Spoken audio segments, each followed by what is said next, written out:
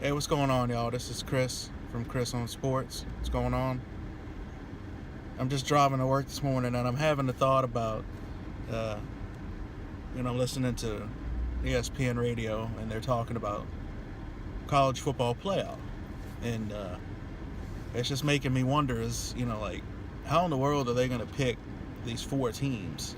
And I'm not talking about for the first selection show tomorrow. I'm talking about when it comes time to pick the four teams, in December.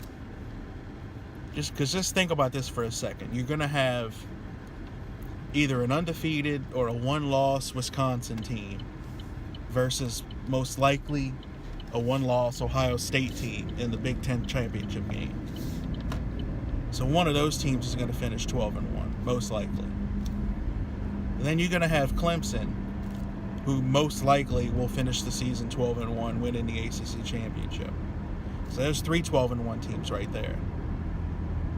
And then you got Penn State, who I think most likely will win the rest of their games and finish 11-1 as well. So now Penn State's in the discussion. Then you got Oklahoma, who most likely on their end will finish 11-1 and win the Big 12 championship. Then you got Notre Dame, who is probably going to be favored to win the rest of their games. If they do, they'll be 11-1. With their only loss being to a Georgia team who will likely also only have one loss. That'll come in their last game against undefeated Alabama, which is most likely what's going to happen, right? Now, me being an LSU fan, of course, it would be great if LSU somehow stunned Alabama this weekend, but the likelihood of that is very slim, unfortunately. I wish it wasn't, but that's just the reality of it. So just think about this. You could have a scenario where you've got 13-0 Alabama, 12-1 Georgia, who lost only to Alabama, 11-1 Notre Dame, who lost only to Georgia by 1 point at home, 12-1 Ohio State, whose only loss was to Oklahoma, who's also 12-1. Oklahoma themselves, whose only loss was to Iowa State, who right now is, 5-1? Now, chances are Iowa State doesn't finish the season 11-1, but you never know. Then, of course, you got Wisconsin, whose only loss might end up being to Ohio State in the Big Ten championship game. If they go into that game with one loss and end up with two after losing to Ohio State, then obviously they'd be out of the conversation, right? But sorry for the sun going on there. Let me fix that. I think that'll solve part of the problem. So with that said, you could have 13-0 Alabama, 12-1 Georgia, 11-1 Notre Dame, 11-1 Penn State, 12-1 Ohio State, 11-1 Wisconsin, 11-1 or 12-1 Oklahoma, 12-1 Clemson as well. And you got 8 teams that all have one loss or no losses. Well, Alabama may end up being the only team with no losses. And that, so you have one undefeated, which obviously Alabama's in that scenario. Then you got to pick 7 out of 7 teams, 3, and they all have one loss. And you can't just take, the Rod Gilmore philosophy and say, conference champion, because then you're purposely choosing to leave Notre Dame out simply because they aren't in a conference.